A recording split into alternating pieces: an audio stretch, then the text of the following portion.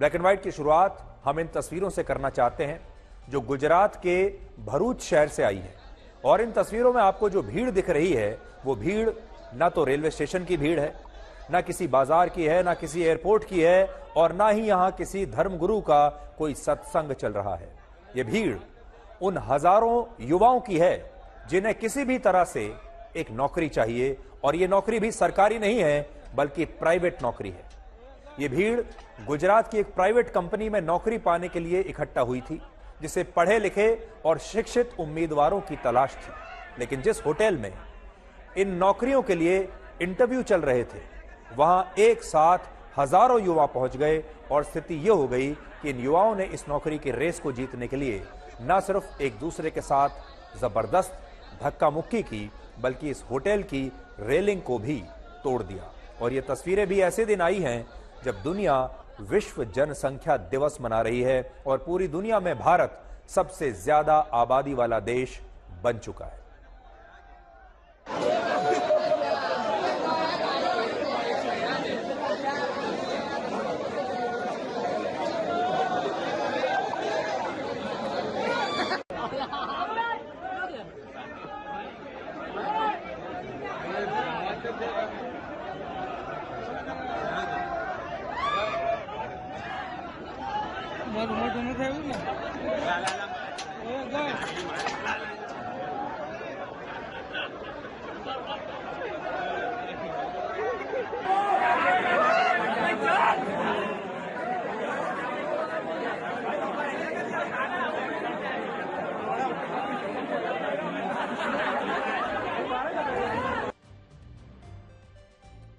जरा सोचिए, जिस प्राइवेट कंपनी में नौकरी के लिए ये इंटरव्यू चल रहे थे वो नौकरी बीएससी, एमएससी, डिप्लोमा और केमिकल की पढ़ाई करने वाले उन उम्मीदवारों के लिए थी जिनके पास कम से कम 3 वर्षों और अधिकतम 10 वर्षों का अनुभव है।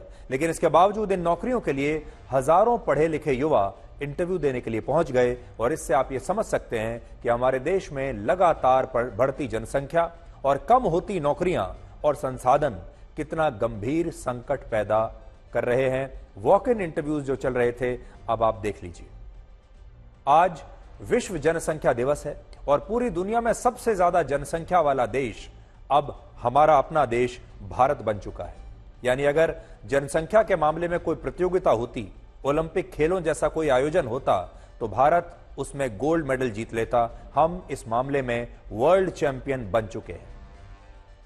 इस समय दुनिया की कुल आबादी 800 करोड़ है, जिसमें भारत की आबादी 142 करोड़, चीन की आबादी 141 करोड़, अमेरिका की 34 करोड़, इंडोनेशिया की 28 करोड़ और पाकिस्तान की आबादी 24 करोड़ है।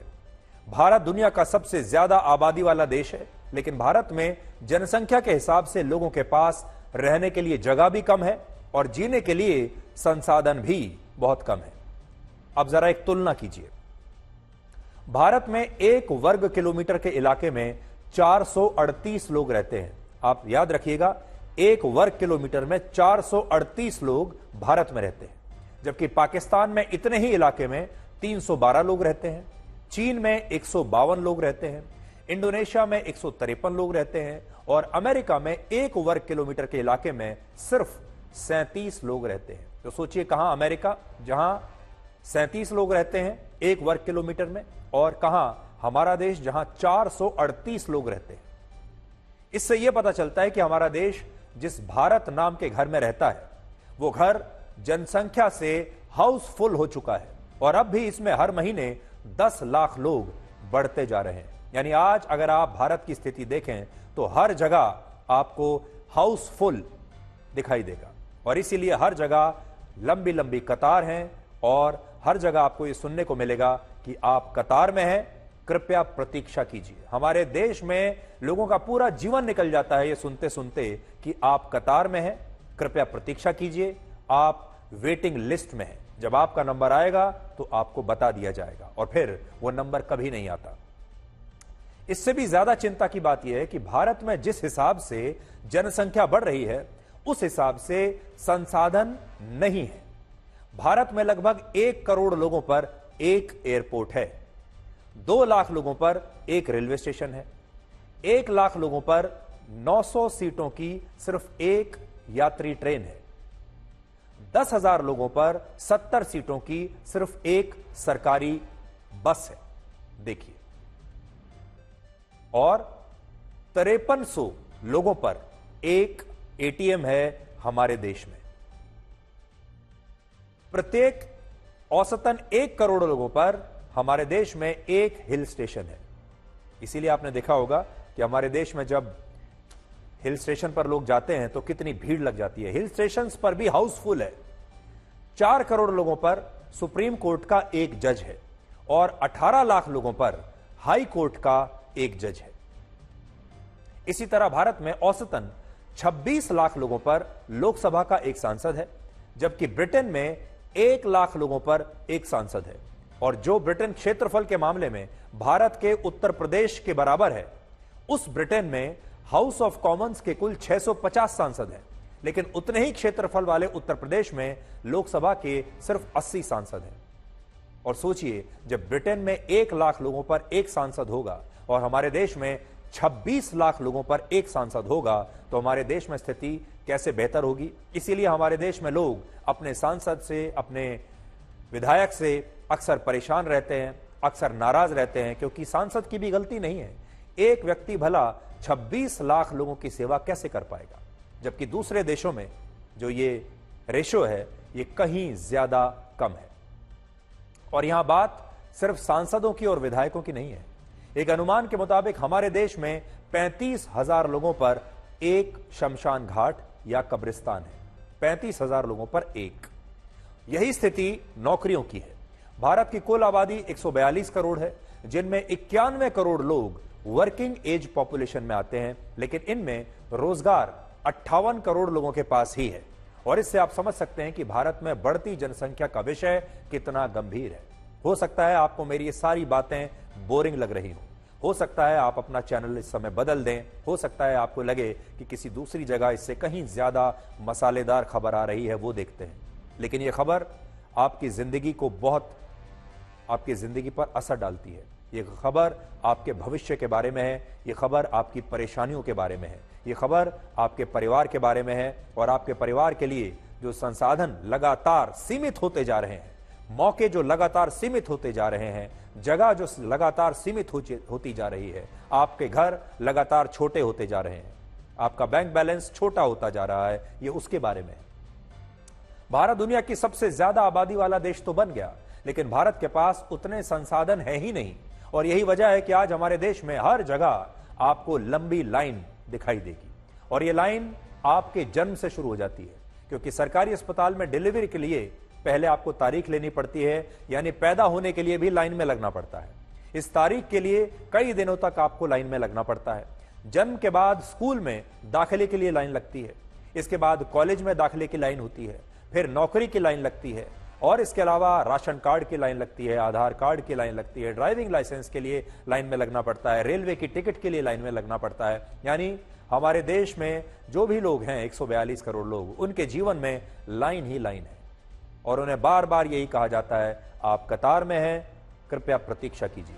और जब व्यक्ति की मृत्यु होती है तो अंतिम संस्कार के लिए भी कई बार हमारे देश में लंबी लाइन लगी होती है। और इस दौरान जब आप लाइन में लगे होते हैं तो इस बात की भी कोई गारंटी नहीं है कि आपका नंबर आ ही जाएगा, क्योंकि इस बात की बहुत चांस है कि जब आप लंबी लाइन में लगे हैं और आप शरीफ आदमी हैं, आप ईमानदारी से अपना काम करते हैं, समय पर अपना टैक्स भरते हैं, अपने ईएमआई भरते हैं, अपने बिल भरते हैं, आप बेईमानी नहीं करते और अपने नंबर का इंतजार कर रहे हैं, तो हो सकता है प्रतीक्षा करते करते कोई और बेईमान लाइन तोड़कर आपका हक आपसे पहले ही छीन ले। यह भी हो सकता है कि आप किसी और की लापरवाही की वजह से किसी सड़क दुर्घटना का शिकार हो जाएं, रेलवे दुर्घटना का शिकार हो जाएं, किसी मिलावटी की सामान खाने की वजह से अस्पताल में आप दाखिल हो जाएं और वहां भी लापरवाही या नकली दवाई खाकर आप जीवन भर शायद बिस्तर पर लेटने के लिए मजबूर हो जाएं।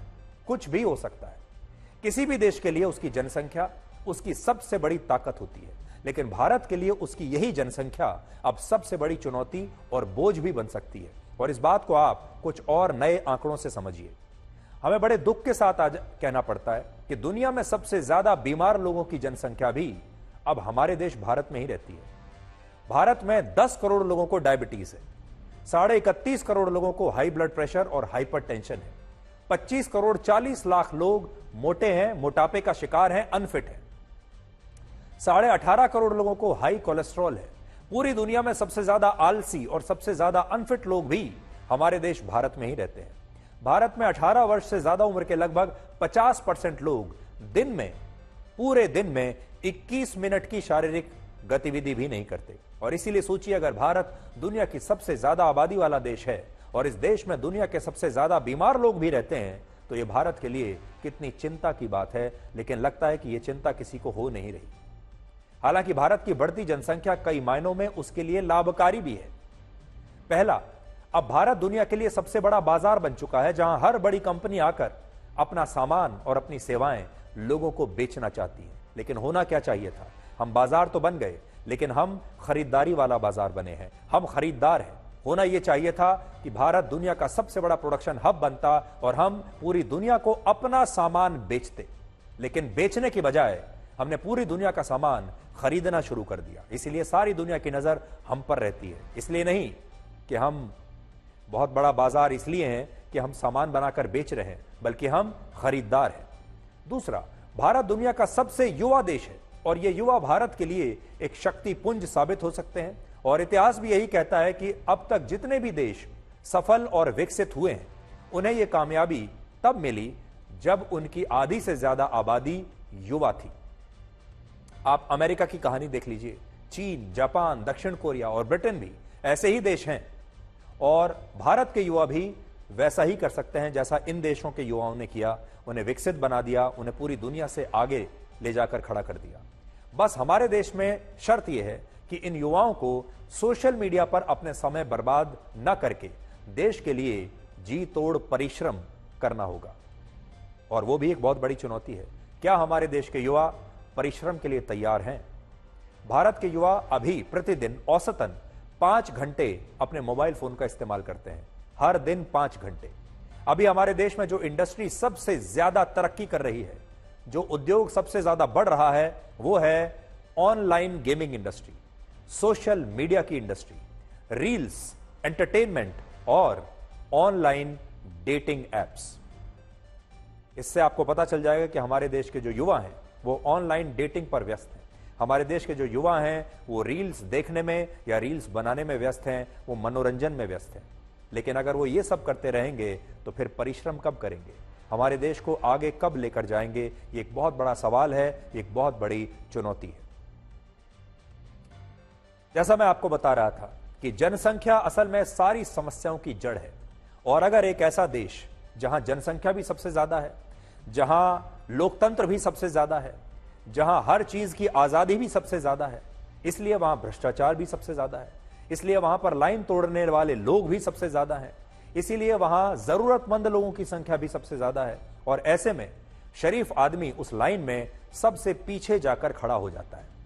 इसलिए अब हम आपको यह बताते हैं कि 142 करोड़ लोगों के इस लोकतंत्र में आज हमारे देश के एक शरीफ आदमी की क्या हैसियत है, उसकी क्या समस्याएं हैं और वो कैसे हमेशा परेशान ही रहेगा, क्योंकि उसे लाइन में सबसे पीछे खड़ा कर दिया गया है और उसका पूरा जीवन ये सुनते हुए बीत रहा है कि आप कतार में हैं, कृपया इंतजार कीजिए। और ये इंतजार कभी खत्म नहीं होता।